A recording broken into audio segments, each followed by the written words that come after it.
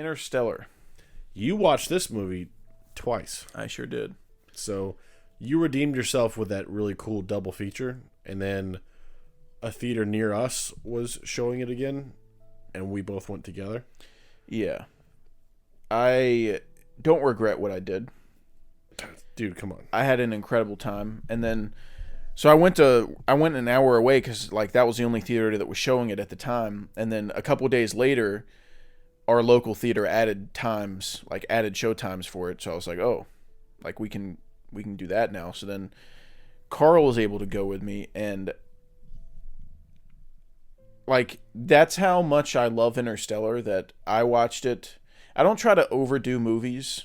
I try to space them out. Like movies I really love, I try not to watch them too often because I don't want to get burnt out. Yeah, I do the same. I try to watch them as little as possible. Yeah, but I had seen Interstellar 4 days earlier in theaters and like still wanted to go again. That's how much I love Interstellar. And it's some of the best shit. I'm honestly some of the best shit ever. It's sort of created a conundrum for me because Nolan's my favorite director. Of course. And I have always talked about how much I love the Dark Knight trilogy and how my top Nolan movies are Batman Begins #1, Dark Knight Rises #2, and then I don't know what I have at #3. Maybe Interstellar. But when I left this movie in IMAX, I don't really know if there's a Nolan movie I like more than it. No, dude. I mean, for me, I think it's the Dark Knight trilogy as a whole, I think I like more than Interstellar. I like that series more. Yeah. But I don't think I like any individual movie better than Interstellar. I saw those in theaters last year. I saw all 3 Dark Knight trilogy movies in one day. And it was fucking awesome. It was one of the best days of my life. I loved every second of it. Your balls were drained, dude. But there were no moments, I don't think, in that series that come close to like the top 4 moments in Interstellar. Like, this movie is I don't even know how to talk about it, dude. Like, it's so much more. It feels like so much more than a movie to me. This is like everything that I love about movies is in Interstellar. Yeah. Every single element that I love about them. And I think I think it's my favorite Nolan. Oh, dude, it's my #1. For me, I think it's Stellar, Inception, Oppenheimer is my top 3. I don't think I have Inception that high anymore. I think my last rewatch brought it down a little bit. I would definitely keep Inception over any of the Batmans. Yeah, that would not be what I would do. Yeah. But Interstellar, like, genuinely, it is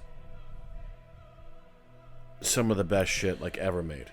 Like, right off the bat, you have the best score ever made. Arguably one of the best scores ever done. Yeah, to me, there's nothing arguable about it. I don't think it's arguable. I think some people... I think there's no objectivity in film. It's all subjective, except for this. This is objective. This is the best score of all time. Yeah. Not only is it the best score for, like, how it sounds, like, it's... Because there's how a score sounds and how cool you think it sounds, and then there's how it affects the story. Yeah.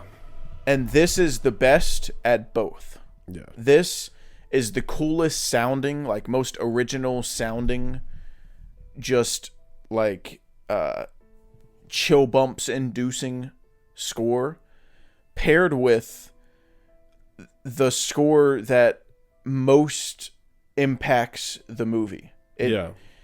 Interstellar without Hans Zimmer, I think, is like probably a 3.5 or a 4-star movie. I know that sounds crazy, but I genuinely think it's that big of a difference.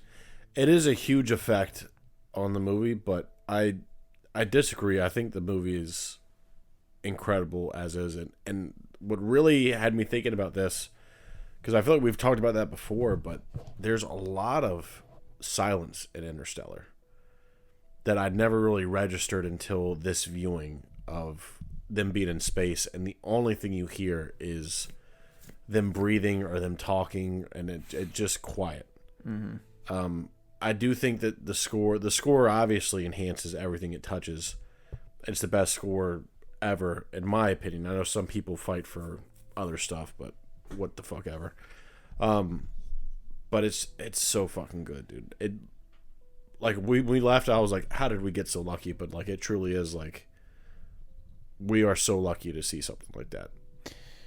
Yeah. So I think it's easily the best score of all time. Just like thinking about the score kind of makes me want to cry. Yeah. Like, I saw this Tuesday and then I saw it Saturday, and both times I cried like many times throughout. It took every fiber of my being not to cry. I don't believe that you didn't. I saw your hand move up to touch your face. So I start crying every time he gets to the Tesseract or whatever it is. Don't let me leave. That gets me every time. And then when he flips the blanket, I lose it. Oh, a lot more than that gets to me. A lot more gets to me, but I fight against it. Like if I was just why would you fight against it? If I was at home, I'd let him roll. I would let him roll. No, I wasn't fighting against it at all. I let it have its way. You let him have his way with you? Yeah. So many. This movie is a infinite make me cry glitch. Like, I just saw it 4 days ago. I'm sitting here again, and every single moment again is making me cry again. What's your? It's like no matter how many times I watch it, it makes me cry every time. What's your big moments, dude? So the first time I cry, I think, is just him saying goodbye, like him leaving Murph. Yeah. And he's going, "Don't make me leave like this, Murph." And yeah, I just that's how crazy this movie is that, like, yes, it's this big sci-fi blockbuster, like crazy scientific theories and all this shit, but it's like, this is the core of the movie, and this is like just a dad saying goodbye to his daughter is like making me cry like that. Yeah. And then him driving off, and like he lifts up the blanket and it's just a cooler there, and he was hoping to see Murph one last time. Yeah. And then she runs out and like regrets not saying bye to him. Yeah. And him lifting the blanket, dude, it kills me. Yeah. Yeah, so I cried there. And I cried like all the stuff you would expect. The Tesseract scene. Hit one of these. I hit one of those. I'm like, the Tesseract scene. No, don't let me leave, Murph. Dude, that's the set. Like, I have tears running down my face. I'm not just like watery eyed. Like, they are streaming down my face when I watch that scene. Mm-hmm. And then there's also moments where I'm crying and nothing sad is happening. I'm crying simply. You remember when I said I cried during the Dune 2 trailer? Yeah. Just because I couldn't believe that I was looking at something so good. Like, so, like, I don't deserve to see something this good. Yeah, yeah. That happens multiple times in Interstellar, too. What's your big, like, I cried during the docking scene. Oh, my God. Dude, nothing sad is happening. I shouldn't be crying.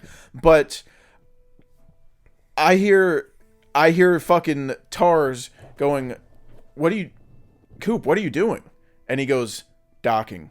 And then the fucking score, Han's fucking score kicks in, dude. It's the fucking most bad. Him saying docking makes me come in my pants. Dude, because they set up earlier in the movie how hard docking is under normal circumstances. Yeah.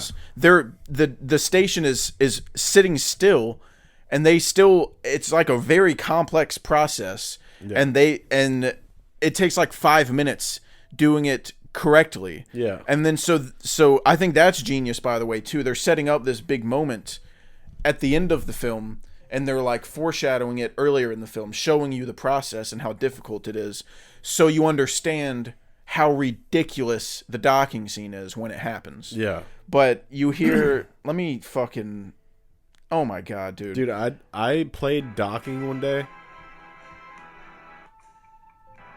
Dude, you get fucking docking. And you get this fucking shit, dude. Oh, and you get the wide shot of them coming up on the Endurance. Dude. They're flying in. He's like, prepare all retro thrusters to match the spin. He's like, Coop, it's impossible. And he's like, no, it's necessary. It's necessary. Oh my god. That's the docking scene.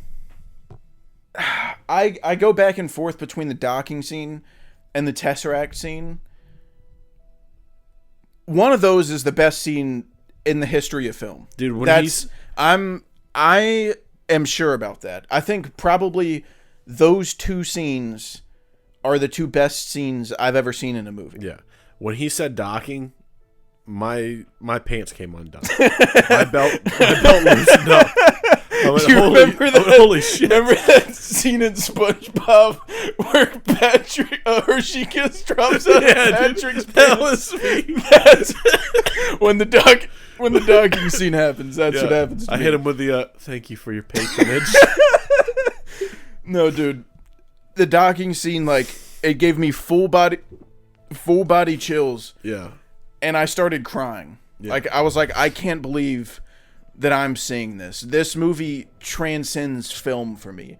And that's another thing with Interstellar, is that I've tried to avoid watching the behind the scenes because I don't want to ruin the illusion, because the way Nolan shoots this movie feels so real. Yeah. The way he attaches the camera to the spacecraft, and it's like POV shots. And then there's so much like turning, like the things in space, the Endurance or the ship or whatever, they're always like sort of drifting a little bit in space, and the sun is like casting light onto it. Mm-hmm. So you see these like shadows, and it feels very natural and realistic, and exactly how space looks. Gorgeous, dude. Yeah. And so you completely forget that you're watching a movie and that they're not in space. It doesn't look like they're not in... It looks like Nolan just, like, went to space and filmed a movie. He just got up with, like, SpaceX and was like, hey, I gotta go up there. Yeah. I gotta check that out, dude. Yeah. And then they went up. Yeah. Have you ever seen Fast 10? Yeah. That's what I want to do. Yeah. No, but it looks so real. It feels like they're in space. Yeah. And I don't want to ruin that illusion for myself. Because that's just one. I think it's like a perfect movie, and I think that I have like a minor flaw, sort of, that I'll get into, but I think that the way it looks is like ridiculous. Yeah, absolutely. And the shots of like these things that are so impossible to like get on screen and look right, like the black hole, dude. What? Yeah, dude. Huh? Yeah. Like, I'm a special effects artist, and then Nolan comes in and tells me he wants that? Yeah. How do you even describe that to someone? Not only do you have the black hole, but then you have passing through the bulk. Yeah. So you have the black hole exterior, passing through it, the fucking Tesseract, all the alien planets. What the fuck, dude? Yeah. Like, the movie looks actually ridiculous. Yeah. Visual, and then, oh my god, dude, the design of the ship, the way their suits look, they look so utilitarian, something... I could very easily see someone wearing that suit. Yeah. What they have. Everything looks insanely good. The tents that they pop to set up base camp, the different vehicles that they have, it's all fucking awesome. It's all awesome. The way they try to explain the science of the movie in like the simplest way for the audience to understand still doesn't fully work. There's still shit that they say, and I'm like, I'll take your word for it. I mean, Yeah, I mean, some of the stuff is dumbed down too much. They try to lean on the fact that Coop is solely a pilot, but he's very clearly a lot smarter than that. Like he's an engineer, he's college educated, he's worked for NASA before. Yeah. And he is a trained pilot, but he isn't. You know, they do have like he isn't one of the scientists. He's not one of the people that's out there like astrophysicists that's actually looking at this stuff. Mm-hmm. So they have kind of a reason to talk about it, but not to the extent that they do, I don't think. Yeah. Another thing we were talking about that we noticed like this watch was all this subtle world building that they do, where I never really like thought of Interstellar as an apocalyptic movie, but the more I watch it, the more I realize like how much it has in common with like an apocalypse. Yeah. Because you like where they stay is like this nice little house on a farm, and it doesn't seem that bad. It's like, yeah, there's some dirt storms, and like the crops aren't not growing, sustainable anymore. Yeah. And that's bad, and you know, we have to find a new planet, but it doesn't really seem that bad. But then you pay attention to the parent teacher conference, and him talking about like, well, I still pay my, like, he's talking about Tom and like going to college, and he's like, well, I still pay my taxes, don't I? Like, why is my son not going to college? And he's like, where's the money going? I mean, we don't have armies anymore, we don't have any more military. And I was like, that's a line I always just like glaze over, but it's like, that's crazy. There's no more military. Well, they don't need it anymore. Yeah, there's that line. There's no more military anymore. And then like afterwards, he's like, if you're basically not a genius, you're going to be a farmer because people are dying. Are you in the top 0.01% of the world in intelligence? Okay, then you're a farmer. Yeah, and then there's also a line that Lithgow says when he goes to the baseball team. There's two lines of just dialogue that happens. Lithgow talks about how all the people playing on the team are bums, and it's supposed to be the New York Yankees, but they're all just like nobodies because sports doesn't really happen anymore, and they're trying to like bring some normalcy to the world, so they're doing like baseball. But then he also says popcorn at a ball game is unnatural. I want a hot dog. But they're eating popcorn because corn is the only thing that they have. Mm-hmm. And I was like, holy shit, dude. Yeah, there's small little details like that. But I always, like, the last time I watched Interstellar, I was like, those baseball players had Yankee hats on. And I was like, is this like a minor league team that uses the same logo? Or is this supposed to be like the New York Yankees? Because they're playing in like a middle school baseball team stadium. Like, they're not, like... This doesn't look like the Yankees at all. But I paid attention this time, and it says the New York Yankees. So those are the New York Yankees. It's just that the world is in a place where they don't have the luxuries of entertainment anymore. Like this big, in our world, entertainment and sports is this big enterprise that makes billions of dollars because we have the luxury of investing our time and money into it just for pleasure. But these people don't have that anymore. They have to spend their money and time on things that are important, like growing food and all the shit that they don't have anymore. Like they have to spend all their energy on that, and they don't get this shit anymore. So baseball is like this very niche, small thing that like no one watches anymore. Yeah. And I thought that was like a really cool little detail. Yeah, it was awesome. And the line that really, when I was like watching the movie this time around, where I was like, holy shit, was when Coop discovers that he's at NASA, and he says, I thought they shut you guys down because you refused to bomb people. And through the dialogue between Matthew McConaughey and Michael Caine's character, it's revealed that basically the government asked NASA to bomb other countries to have more food for us. And NASA refused. Mm-hmm. He's like, once the government realized that bombing starving people wasn't a permanent solution, they brought us back to look for basically other worlds. Mm-hmm. And I was like, holy shit, dude. That's insane. Yeah, that's nuts. That was their solution, is that we need less people because we can't feed everybody, so just kill them all. Yeah. Yeah, that's pretty crazy. Yeah.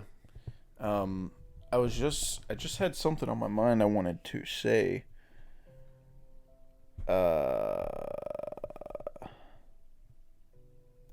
Fuck. Oh, the cornfield scene.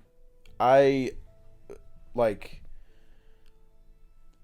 I unveiled a new layer for it for me on this new watch. Or I've always like really loved that scene, but it also this time around I sort of added like a new meaning to it where they're that scene they're on their way to school. They're taking Tom and he's taking Tom and Murph to school, and he's got the parent teacher conference. And so he's on this like straight road going to the school, and then this like The drone, yeah, this I think he says it's like a Chinese Indian surveillance drone. Yeah. And it flies over their heads, and then so instead of going where he's supposed to go and doing the quote unquote like right thing, he veers off of the road into the corn and starts chasing this drone. And I thought that sort of represented Cooper as a character, and how he said that he's a pioneer and he's an explorer, and that's what he was born to do.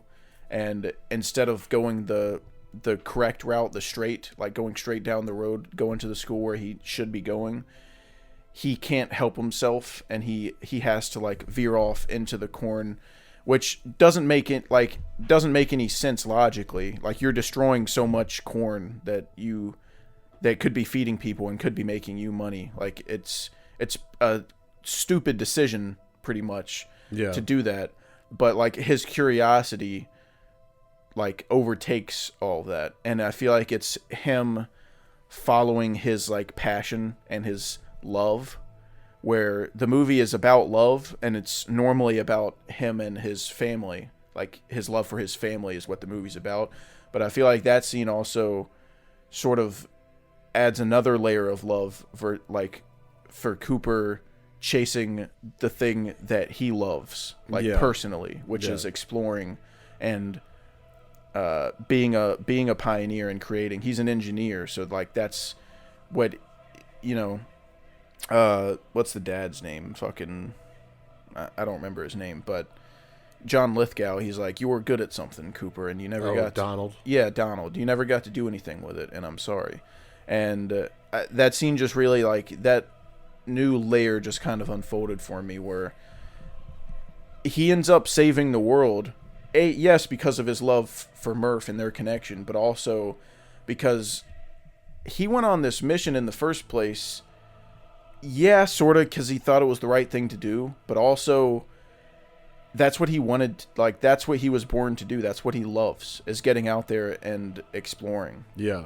And so his love for like that also ended up saving the world. So it was not only his love for Murph, but also his love for exploring. Yeah. I never thought about that scene like that. To me, it was just more like driving home the, like, everything is kind of at a standstill and everyone is just focused on trying to find food. Like, there's a military-grade drone aimlessly flying around that no one's in control of because people stopped caring enough to do anything and focus on. And the same thing with, like, in the parent-teacher conference, he talks about his wife passing away, and he said, like, if we had any more MRIs, like, we have stopped manufacturing any kind of equipment, and just, we are solely growing food and trying to survive, trying to sustain, like, life. Yeah. Yeah, it's nuts. But yeah, sort of going through the movie a little bit, I think that going through the black hole scene is incredible. Them getting to Miller's planet is so fucking awesome. Yeah. His landing. Yeah. Dude, that was so awesome. fucking cool. Dude, Doyle's stare at him when they get down there. He's so fucking pissed. What are you waiting for? Go, go, go. That scene's awesome. I love their, like, once Doyle gets sucked into the wave, and then it's Cooper and Brand like arguing in that scene, and oh yeah, and I told you to get your ass back to the shuttle. Yeah, that scene's so fucking Dude, the good. performances from everybody, really carrying the bulk of it is Matthew and Anne Hathaway. Jessica Chastain does great too, but yeah, Matthew and Anne, I feel like, are who you see the most, and their reactions to stuff, their little quips back and forth are so great. But like when we were talking about the docking scene when he blows the airlock, their reaction to that, Anne Hathaway's reaction to that, just the destruction. mm-hmm. Like once Coop sees like what's happening, he starts reversing the ship as fast as he can. Yeah, Anne Hathaway is looking like a terrorist attack has just happened. Yeah, Like, what the fuck do we do now? He's blown up the ship. Yeah, it's so good. Anne Hathaway is incredible in Interstellar. I definitely agree there. There's many scenes where she stands out. Right after Miller's Planet, when they're arguing, she's really good. To go to Wolf. And yeah, and she's really upset. She's crying, and she feels bad that like she's costing them all this time, and like time that he's hoping to get back to his kids, and they get in that argument. But then like later in the movie, when Jessica Chastain, Murph calls and she's like, "Did you know?" and then they're talking to Man, and he's like, "Well, he solved his equation before I even left." And she's like, "And why didn't he use it?" And like her delivery there is really good. Yeah, and that was a good Anne Hathaway, dude. Really? No, I don't. I don't believe you were just talking like you. Yeah, well, I'm a man, so it's kind of hard to do a fucking woman voice. But yeah, she's really good. But Matthew McConaughey is fucking ridiculous in this movie, dude. Every scene, dude. The scene we were talking about, the one that like gets me every time, when he flips the blanket and Murph isn't there, just and he's just driving down. Up and, dude, he's like, he looks dead. I'm like, oh my god, dude. Yeah, he just felt so committed in this role. Like it Matthew McConaughey is this like just force in the real world. Like you just all the memes and like he's just this huge presence, but I don't feel that in Interstellar. I just feel like I'm looking at Cooper. Yeah. And his delivery is just like so good. Like when he's yelling, "Get back to the Ranger now!" Yeah. All that shit's really good. But then him like talking to Tars in the Tesseract scene, and all that shit is just so good. Like his emotion, "Don't let me leave, Murph." All that shit. Yeah. Just the best scene is him watching the videos. The letters from home, yeah. That's another scene, obviously, that makes me cry instantly. Matthew McConaughey makes that scene. Yeah. That is so. He should have been nominated for an Oscar for Interstellar. Yeah.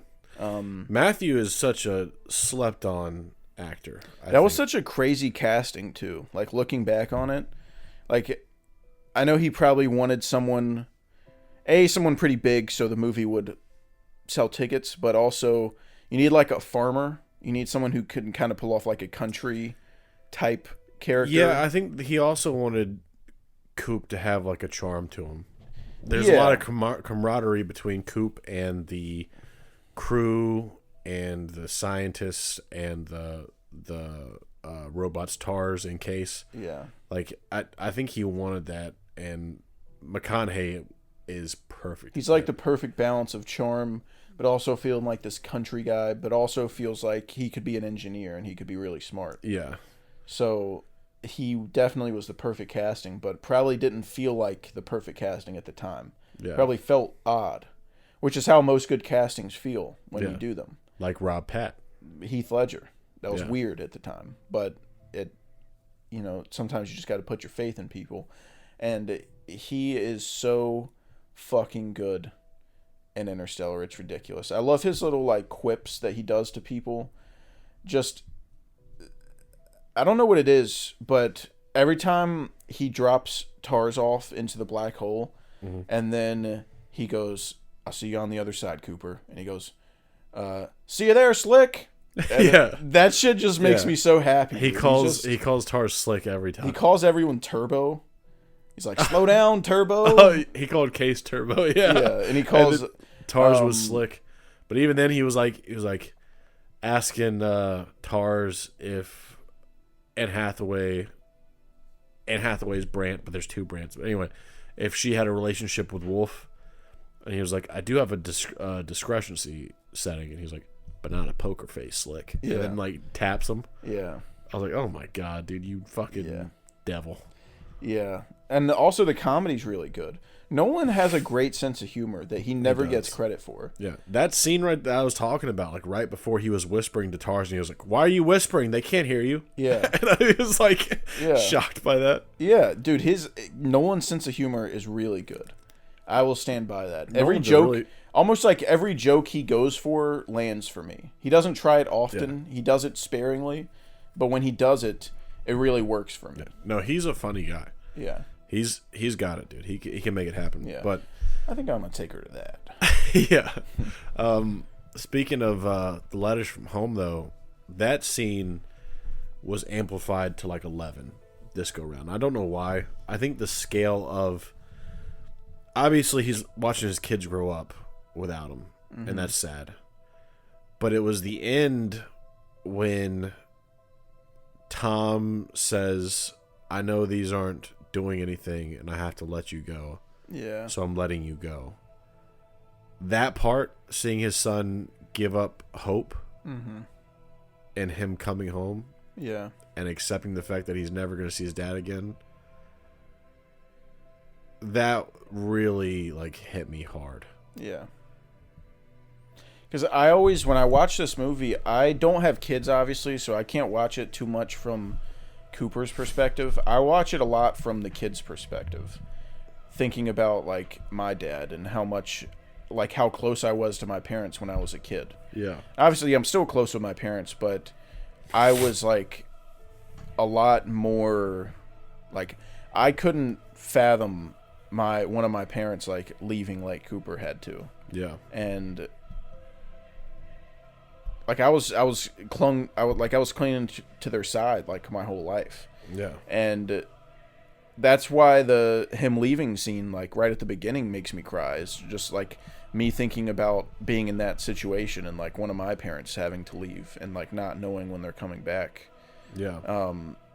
Like that's just super sad. So I'm sure, and I've heard people that have kids like watch Interstellar again after they've had kids, and it becomes like way better. So I could imagine this getting even better if I have kids one day. And I can't even imagine it getting better, dude. It's crazy. Yeah, that's crazy. It's crazy to even imagine that. But yeah. No, I think I don't have kids either, but I think I saw it more from, I guess, sympathized more with Coop, so I was kind of watching that through his point of view mainly. Like I'm now watching like my kids grow up. Yeah, that's sad. Yeah, but that end part of Tom being like, "This is it," like, yeah, you know, this is done. Also, one thing I really like about Interstellar is the fact that everyone in the movie believes they're doing the right thing, and no one is a villain. Yeah. And they have that talk about like how nothing out there is evil and everything is just nature. And they're like, well, is it evil when a gazelle kills an animal? It's like, no, it's like that's what they do. Like it's not evil. They're not evil. That's just what happens. No, it can be scary, it can be savage, but it's not evil. Yeah, and I love that because it also made me think about evil does not exist, which is like, I love that movie. But that whole conversation when Coop tells them about Brant being in love with Wolf is a great conversation about how she's talking about how love is, you know, a feeling that, you know, transcends everything, but he's saying it's making her biased to her decision on whose planet to visit and stuff like that. Their whole back and forth is So good. Yeah, because Cooper's very firm on like he tries to be very practical, and she's using love as like a reason to go to Edmund's planet, and he's like, no, we're gonna go to Man's planet, and you having that connection with Edmunds is like making it the wrong choice. And then as the movie goes on, he caves in on that, and he realizes that like he was wrong. Yeah. And then he starts believing in like, it sounds fucking cringy, but like the power of love, like what it means. If Which that's I love. cringy, then I don't know. Yeah. I don't think it's cringy, dude. Huey Lewis knew what he was talking about. Yeah. But I love how Dr. Mann, like, he was doing what he thought was right. Yeah. And he's doing. And in reality, he kind of was doing what was right, because Cooper was about to take the plane, not the plane, you know, whatever the fuck. Yeah. He was about to go home, which is like, that means they did nothing. Like, he went out there, wasted a bunch of years, and came back, and nothing really happened. And Mann was trying to stop him so he could go to Edmund's planet and start a colony. And, like, yeah, it was wrong for him to get them to come to his planet just because he was lonely. But, like, that's also, they also make a point of, like, don't judge me, you weren't in my shoes. Which is also a really good point. I could understand he said, like, you were never tested like I was. Yeah. And temptation, that temptation, you know, like, the second he landed on that planet, he was like, this isn't it. Uh-oh. Yeah. He said, whoops. Yeah. And now he basically has to accept the fact that he has to die there. Mm-hmm. Unless he presses a button. It's right there. He can press it. And then someone comes and will get him. Yeah. And him fucking bawling at the sight of Coop. Mm-hmm. Just like, he had no idea who he is. Yeah. Just another human being. Yeah. And I love how they talk about... That scene is so good when Mann's explaining why Professor Brand had to lie to Cooper about Plan A and Plan B, and how, in reality, Plan A was never an option, and he was lying to him. And their whole purpose was to start a colony, and that was the only hope for humanity. And so he lied to him because he had to convince people to go on this mission, and the only way to convince people to do it is if they think they're saving their family. Yeah. They're saving people that they know. Because you'll go do crazy things for people that you love, but that doesn't extend to people you don't know. Yeah. And, you know, telling Cooper, hey, come get on this, come, you know, do this mission. You don't know when you're coming back, but it'll save your kids' generation. And it'll save your kids. Versus, hey, leave your kids forever and do this thing for strangers. Yeah. That's not, like, he wouldn't do that. Like, that's against human nature to do that. So Brand was doing what he thought was right. He needed them to get on this mission so they could start this colony, and that's what needed to happen, was for him to lie to him and say that he was saving his kids. So he was doing what he thought was right, and you could tell when he was dying that it was like weighing on him, that he felt bad about doing it, but it's like that's what really needed to happen. So I love that, how everyone was justified in what they were doing. Yeah. And they're at odds, but it all makes sense, and no one really has like bad intentions. Yeah. Which is really cool. There was something else I wanted to touch on. Oh,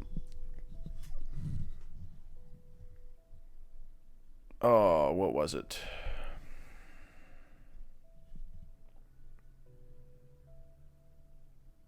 Do you have anything you wanted to say, or?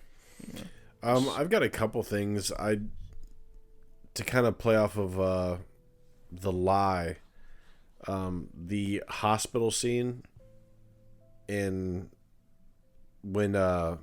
Brant is in the hospital and then Murph comes and visits him. I always used to view that scene as like a bomb being dropped on there, like, oh shit, when he says I lied to you. Mm-hmm. But this time when I was watching it, I saw it more as like him confessing, and like it just being this like sad thing of like he had to live with this, like he knows he did the wrong thing. I don't know, it had a different context for me. It felt like this go around, which I thought was really cool. It's just, dude, it's so fucking good. Yeah. The first time I watched Interstellar, I had a hard time. I didn't really like the ending because I thought it sort of betrayed what it was doing the whole time. It's a very scientific movie throughout 90% of it. And then at the end, it's like, yeah, love conquers all. And it can feel a little weird at first. It can feel a little like this whole thing was like based in reality, based in real scientific theories. And then now there's this fucking big bookshelf machine that like it does. It's a leap for sure. It didn't work on me at first, but every time I watched it, I liked it more and more. And now, that's what I love about it. I think that it's so unique, and it's so, like... It feels so close to reality for so much of it, that, like, this departure right at the end, like, doesn't bother me. Because it's also just something that it's, like... that could happen one day for all we know. Like, what if beings do become 5-dimensional in the future? And that they come back into the past and give us a 5-dimensional object? Like, we don't know. Yeah. We don't know what aliens can do. I think it's really cool, the idea that this is a sci-fi movie. And the sci-fi element almost feels like love, a human emotion, and then the actual sci-fi stuff feels more like the grounded stuff. Yeah, that's really cool to me. Yeah, like them jumping into a wormhole and then dropping to a black hole, all that stuff, the time slippage around a gargantuan, like that's all sci-fi. But then love being this profound connection that we can't understand or quantify, that's like the sci-fi element. That's so crazy to me. Yeah. That's awesome. Yeah, and it's just crazy walking out of Interstellar and then comparing it to something that's a good movie, like something like Gravity. Yeah. Like, Gravity's a good movie. I like it. I'd never probably watch it again, but I watched it once and I was like, that was good. But that's the difference between, like, Gravity's just a movie. Like, I watched it once, it was cool, and I forgot about it. Yeah. Interstellar is like this completely different thing. It's like entering into this like completely different world because of these concepts that Nolan sort of like introduced. Yeah. Like this 5-dimensional beings, the people from the future are actually you, and it's sort of this like grandfather paradox. And then you watch the movie back, and then at the beginning you hear the books fall. And then now that you've seen the movie over and over again, you're like, oh, that was like, that's him. Yeah. Like, that's him in the 5-dimensional space tesseract, like doing that. And it's something that like never gets boring to think about either. Because like I said, it is this like grandfather paradox. It like, how is he in the future doing this stuff? Like when you see him give himself the NASA coordinates, and it's like, well, you're already there. What do you like? It's a little trippy to think about. Yeah. It's like his time, instead of it being like a line, it almost does a loop, and it has to go through that loop to go forward. Yeah, but it's like, I like the way that they explain it with 5-dimensional beings. Time, for us is relative and is just linear, but for these 5-dimensional beings, it's not linear at all, and it's just, you can go to any time and just alter it. Yeah. And it's just, time isn't a linear thing for them like it is for us. Yeah. Which is a really cool cut. There's other movies. Well, that's the other thing too. Too. I don't think they're saying that you can just alter it. Like, the only thing they could affect was the gravity of it, which is why he was like only able to make the bookshelves or the books fall, or the hand on the watch move. Yeah. Because that's the only other thing aside from time that moves across like dimensions, basically. Yeah, because no one else could really, in Cooper's situation, could really convey any type of message to anyone. Yeah. Gravity's the only constant. But Cooper loving Murph and giving and teaching her like his love of science and teaching her Morse code and teaching her all these things that she would eventually use to communicate. Yeah. That like that all happens because of his love for her and him giving her the watch and her never getting rid of it, her leaving it right there the whole time. Like that's all because of their love. That's all these long shots play out because of that. Yeah. And her never like giving up really. Like she's mad at him and she acts very standoffish, but like she never like really questioned him and like knew that he was up there and he was like doing the right thing. Yeah. It's a beautiful movie with a beautiful story. I also love that the ending is Brand being right. Yeah. Like Anne Hathaway's Brand, Edmund's planet is habitable. From what we can see, like she's starting a colony there and she took off her helmet, so she was breathing air. Yeah. I used to think at one point that like the movement behind her was like a creature, like she had found like life on another planet, but it was just a flag. Yeah. My one minor flaw with it is I don't like how much Tom. I don't really like what they do with Tom's character.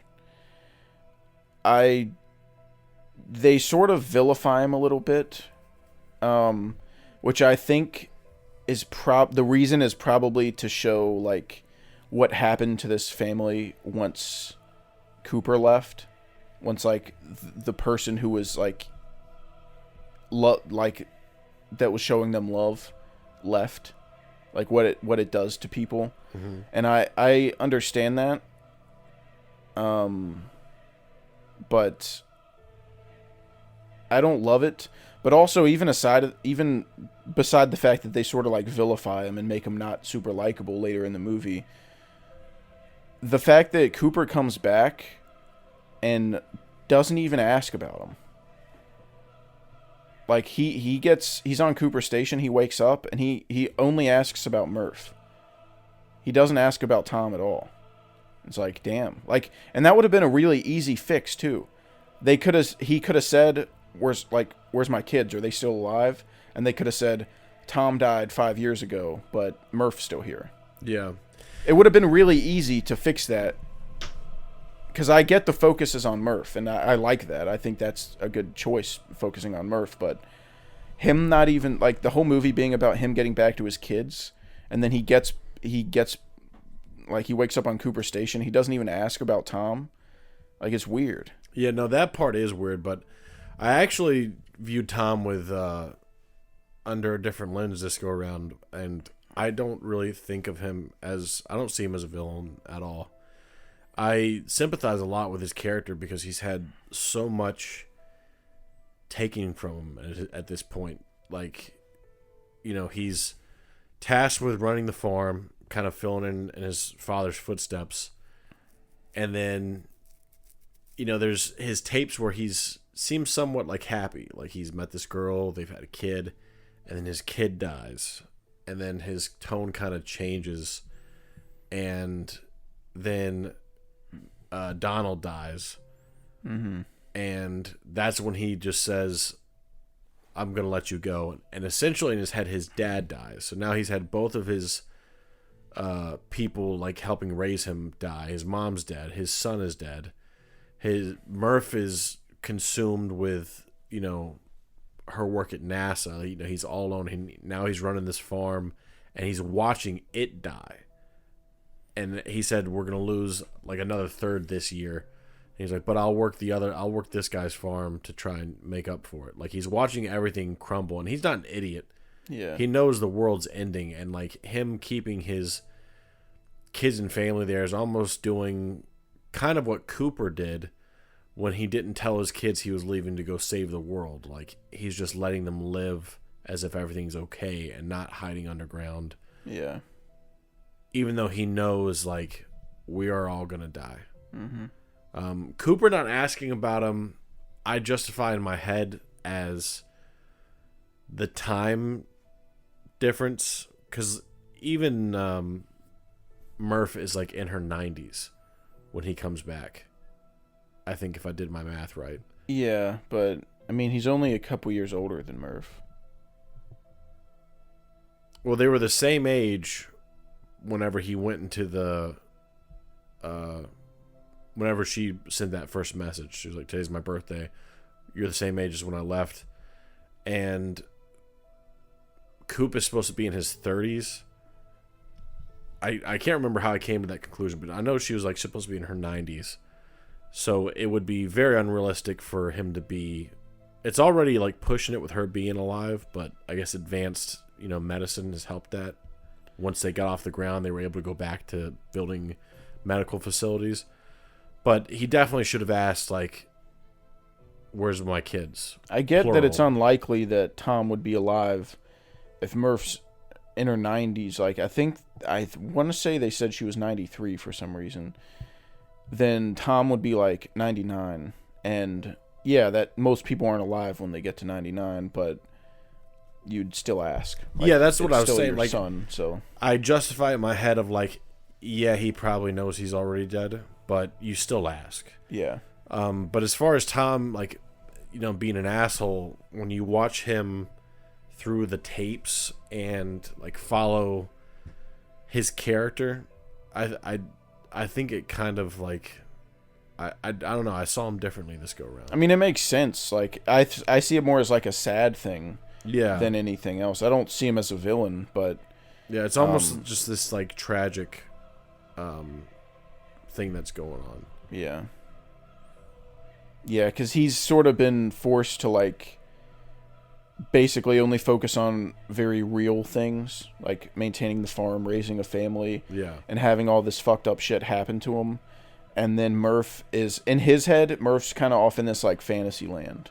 Yeah, where she's still trying to, like, she still believes that Cooper's coming back, and she's trying to figure out the equation and all this shit that he doesn't think matters at all. Yeah. And that sort of, like, pisses him off. Yeah, and the only horrible thing he really does is he punches Topher. Yeah. But Topher also started, like, he was out of talking line. out of his ass. Yeah.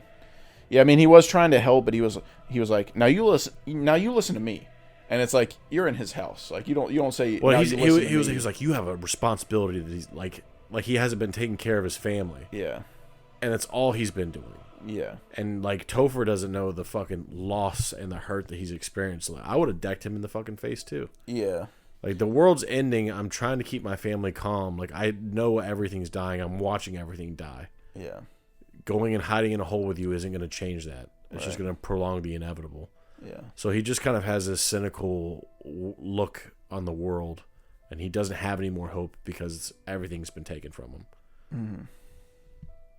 So I don't mind what they did with Tom's character. The only thing I do have is it should have been, where's Murph and Tom? As soon as he wakes up in the hospital, where's Murph and Tom? Mm-hmm.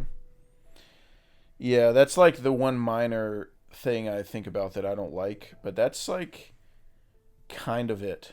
Yeah. Like, I have a really hard time thinking of any negatives outside of that. Like, I think it's really a perfect movie. When I went into this, I had it at, I think, my number 6 or 7 of all time movie. And right now I moved it up to 3. Fuck yeah, dude. So it's just behind the Batman and the Nice Guys. And, like, I question how long it'll be until it passes the Nice Guys. Oh my god. It's like, if I watch the Nice Guys in theaters, like, yeah, that's going to be awesome, but I'm not going to be crying or anything. It's not really going to have an emotional impact on me. I just think it's really funny. You got it over top of Dune? Yeah. Damn. Yeah. That's what I'm talking about. Nothing in Dune makes me feel like Interstellar does. Yeah, yeah. I love Dune too. It's still, like, top 8, I think, of all time for me. But no, Interstellar is a different beast. So I think it's my number 1 Nolan movie now. Hell yeah. I have it at number 3 of all time. Tell the old Batman Begins to retire, dude. Well, come on in with right, Interstellar. Fucking settle down. Come on in with Interstellar, dude. Hold your fucking horses. All right. I don't know about any of that.